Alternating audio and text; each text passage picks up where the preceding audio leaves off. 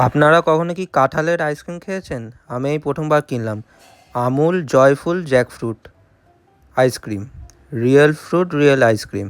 এটা হচ্ছে কাঁঠালের আইসক্রিম। 50 টাকা দাম, আর নেট কোয়ান্টিটি 125 ml আছে। এবার এটা খেয়ে দেখবো কেমন টেস্ট হয়। আমুল ট্রু যেই ব্র্যান্ডটা আমুলের, সেখানে এরকম রিয়েল ফ্রুট আইসক্রিমই বানায়। আমি স্ট্রবেরি খেয়েছি, লিচি খেয়েছি, ম্যাঙ্গো খেয়েছি, তারপর গোয়াভা মানে পেয়ারার আইসক্রিমও আছে, সেটাও খেয়েছি আমুল ট্রুয়ে। এখনই কাঁঠালের আইসক্রিমটা খেয়ে দেখি কেমন লাগে। পুরো হলুদ রঙের আইসক্রিম, একটুখানি কাঁঠালের গন্ধ বেরোচ্ছিলো, একটুখানি খেয়ে দেখি।